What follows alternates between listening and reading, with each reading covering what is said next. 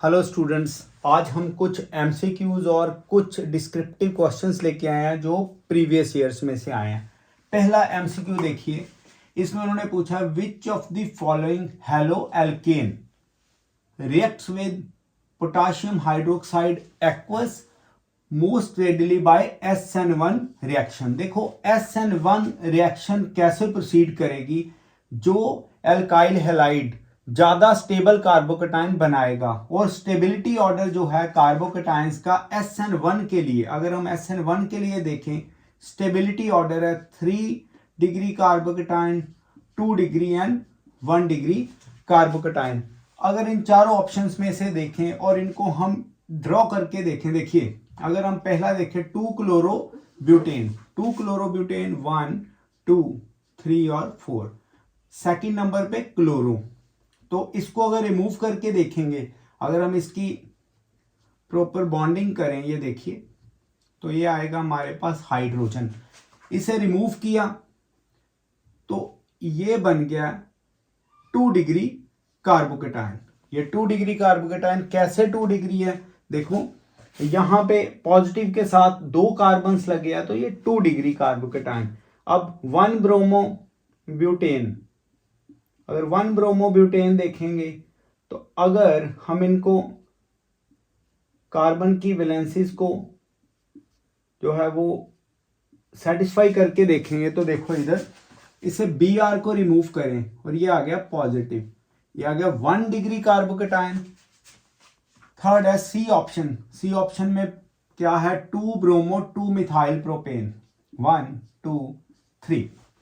अब 2 ब्रोमो, ये आ गया Br और सेकंड नंबर पे है मिथाइल। अगर इसको हम रिमूव करें तो इधर आएगा पॉजिटिव चार्ज और ये वाला 3 डिग्री कार्बोकेटाइन है।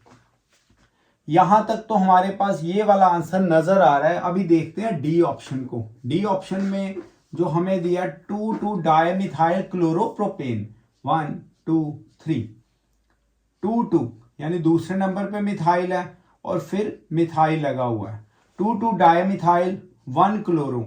तो अगर इसको रिमूव करें हैलोजन को, हमारे पास क्या आएगा, ये 1 डिग्री कार्बोकेटाइन। इट मींस ये वाला जो कार्बोकेटाइन है ये सबसे स्टेबल है क्योंकि ये 3 डिग्री है। आंसर हमारा आएगा सी।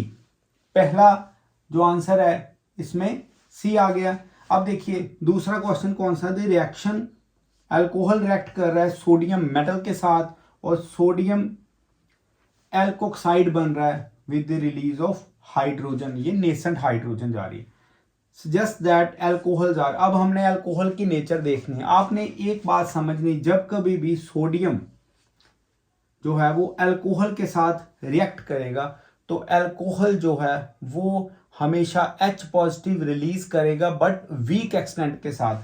तो यहां पे ये वीक एसिड ही बिहेव करेगा क्योंकि सोडियम जो है ये हमेशा H पॉजिटिव के लूजर के साथ ही रिएक्ट करता है। याद रखिए क्या है जी, ये एसिडिक आएगा आंसर। अब थर्ड है at low temperature phenol reacts with bromine in, यहां पे सॉल्वेंट का बहुत ज्यादा इफेक्ट है। अगर तो फिनोल ब्रोमीन वाटर के साथ रिएक्ट करे, वो वाटर मतलब ब्रोमीन विन वाटर, वो है polar solvent, this is non polar.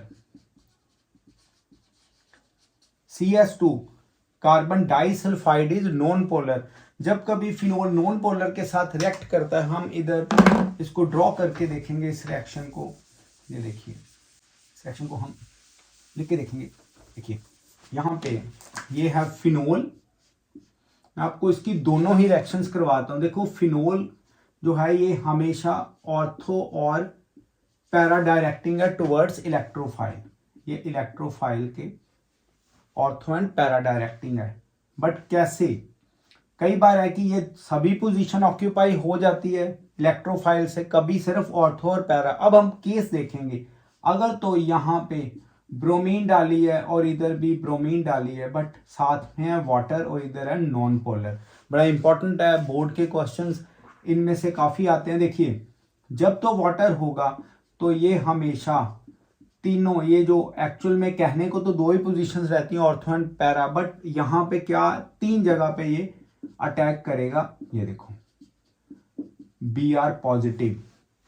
यहां पे जो हमारा क्वेश्चन है इधर, ये क्या करेगा, यहां पे ऑर्थो और पैरा डायरेक्टिंग होगा, ऑर्थो एंड पैरा डायरेक्टिंग।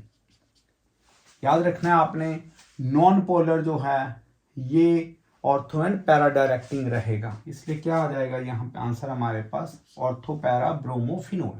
जो ऑर्थो और पैरा ब्रोमोफिनोल होगा, दिस इज पोलर सॉल्वेंट और this is non polar solvent.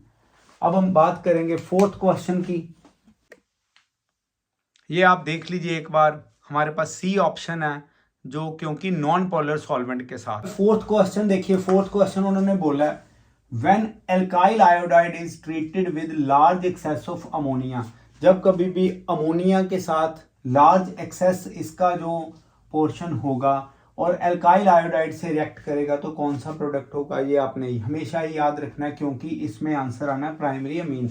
Reason being further alkylation जो है वो रिस्ट्रिक्टेड रह जाएगी। हमेशा प्राइमरी अमीन जो है एक्सेस ऑफ अमोनिया के साथ क्या करेगा, फर्दर एल्काइलेशन को रिस्ट्रिक्ट कर देगा, यही इस आंसर रहेगा।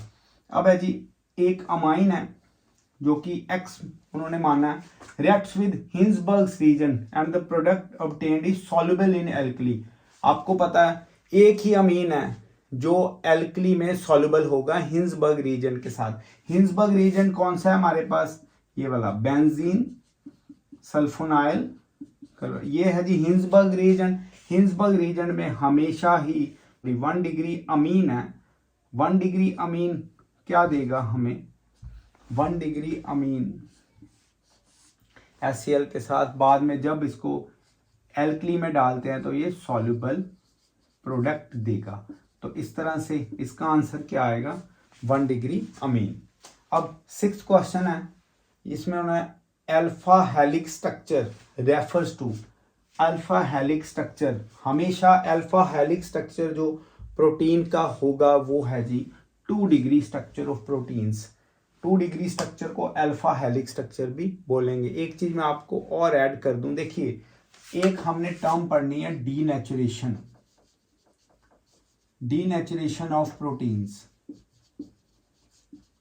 डीनेचुरेशन ऑफ प्रोटीन्स में आपने याद रखना है कि जब कभी प्रोटीन्स को हम हीट करते हैं वो अपनी जो स्ट्रक्चर्स हैं सेकेंडरी और टर्शरी उसको डिस्ट्रॉय करेगा। पहला यानी 1 डिग्री प्रोटीन का जो स्ट्रक्चर है ये हमेशा क्या रहेगा, इंटैक्ट रहेगा, ये कभी चेंज नहीं होगा, नेवर, जब कभी भी डीनेचुरेशन में।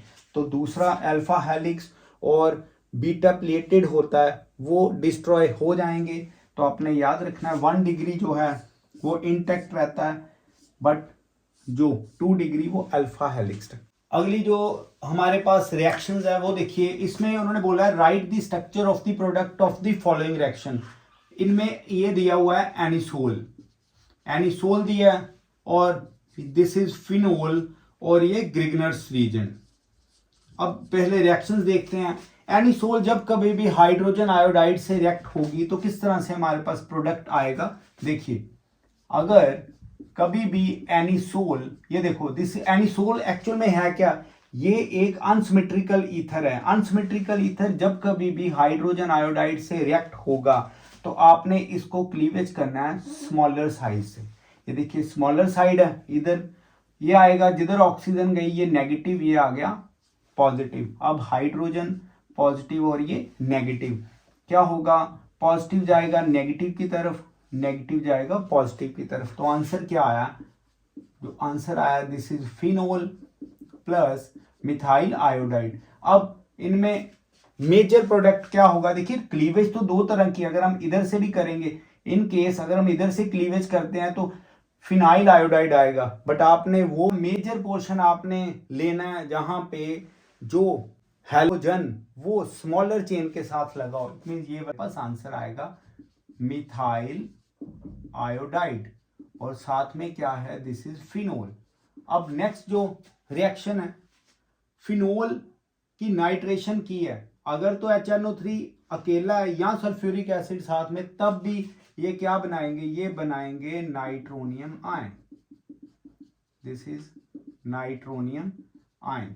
अब फिनोल की रेजोनेंस से आपको पता होना चाहिए ये नेगेटिव नेगेटिव और नेगेटिव, ऑर्थो और पैरा दोनों पोजीशंस पे ये क्या है जी, यहाँ पे नेगेटिव जनरेट होगा। तो ये इधर अटैक करेगा सभी पोजीशंस पे, तो आंसर क्या देगा, ये आंसर देगा हमें पिक्रिक एसिड, ये आंसर देगा पिक्रिक एसिड। आ गया, ये आपने समझ लिया। अब इसको हम इधर लिखेंगे और इसका साथ में नेम लिख लेंगे। ये देखो, इसका IUPAC नेम भी कर लेते हैं।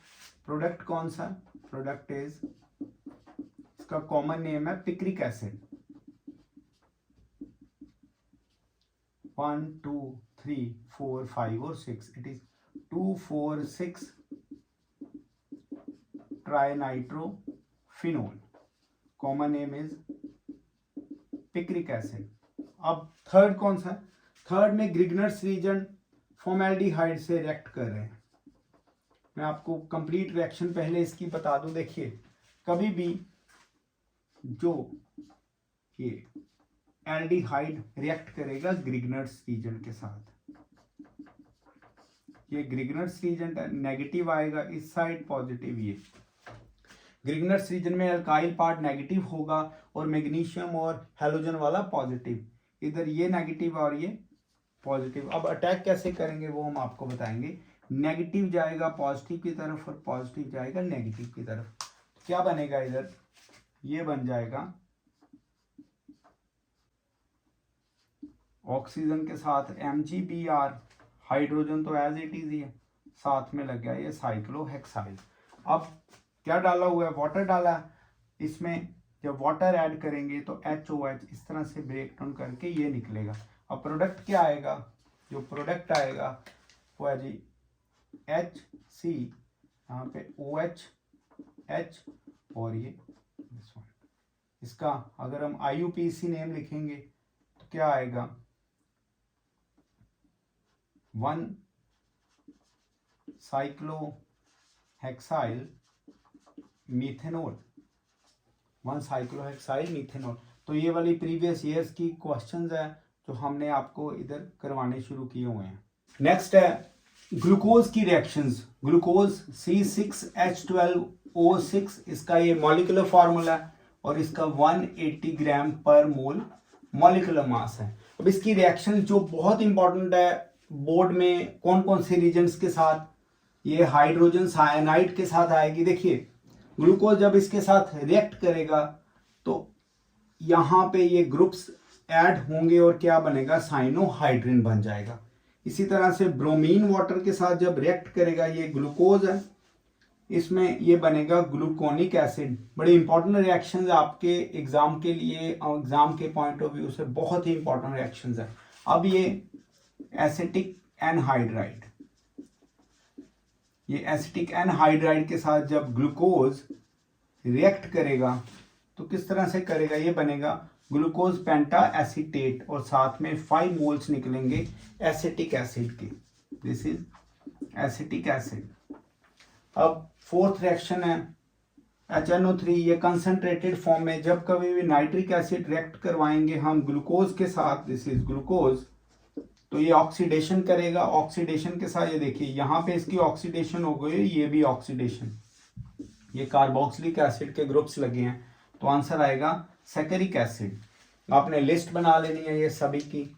अब हाइड्रोजन आयोडाइड के साथ तो ये बन गया 1 2 3 4 5 और 6 स्ट्रेट चेन, ये है जी एन हेक्सेन। जब ग्लूकोज HI के साथ रिएक्ट करेगा, ये हमारे पास देखिए 1 2 3 4 और 5 रीजन्स है जो ग्लूकोज की इंपॉर्टेंट रिएक्शंस में से आता है, बायोमोलिक्यूल्स का ये पार्ट है। 1 बाय 1 इंपॉर्टेंट कन्वर्जेंस करेंगे। पहली है टोलिन टू बेंजोइक एसिड। देखिए ये आ गया टोलिन, टोलिन में आपने ये देखना ये बेंजाइल हाइड्रोजन है। अब इसमें पोटाशियम के साथ परमैंगनेट और ये बेसिक मीडियम में इसको थोड़ा हीट करना है, जिससे होगा क्या, ये बेंजाइल हाइड्रोजन होने के कारण ये बदल जाएगा ये potassium salt of benzoic acid में। अब इसकी हमने एसिडिफिकेशन करनी है, जिससे क्या होगा, ये बन जाएगा बेंजोइक एसिड। ये हमारा डिजायरेबल प्रोडक्ट है। किससे बन गया ये, टोलिन से। अगर आपके पास टाइम नहीं है या अगर आप सीधा स्टेप करना चाहते हो, सीधा आप ये भी लिख सकते हो, ये आप इसमें बीच में से स्किप कर सकते हो बोर्ड लेवल के लिए, मैं अगर बता दूं। नेक्स्ट कन्वर्जन करनी है इथेनॉल टू प्रोपेन टू ओल। कैसे, देखिए पहले आपने इथेनॉल लेना, दिस इज इथेनॉल। इथेनॉल में डालिए इनमें से कोई एक रिएजेंट, या तो आप रिड्यूस्ड कॉपर 573 केल्विन पे, या पीसीसी। अभी पीसीसी की फुल फॉर्म देखते हैं। PCC is pyridinium chlorochromate. ये एक ऑक्सीडाइजिंग एजेंट है।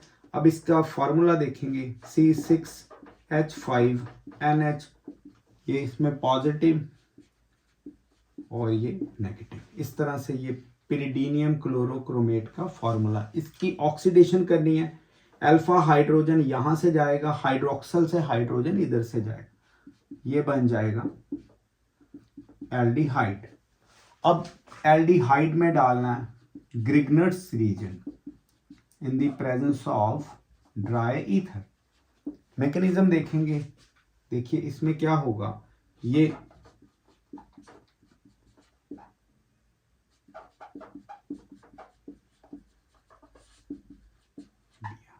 अब देखो कैसे रिएक्शन होगी। देखिए ये negative portion, this is positive, यहां पे ये नेगेटिव और ये पॉजिटिव। नेगेटिव पॉजिटिव की तरफ और पॉजिटिव नेगेटिव की तरफ क्या आएगा, CH3 MgBr साथ में CH3। अब इसकी हाइड्रोलिसिस करवाएंगे। जब हाइड्रोलिसिस होगी देन इस तरह से ये बाहर निकल जाएगा। The product will be 1 2 3, it is propane two ओल। तो इस तरह से ये वाली कन्वर्जन इथेनॉल से प्रोपेन टू ओल हमने ये इस तरह से करनी है।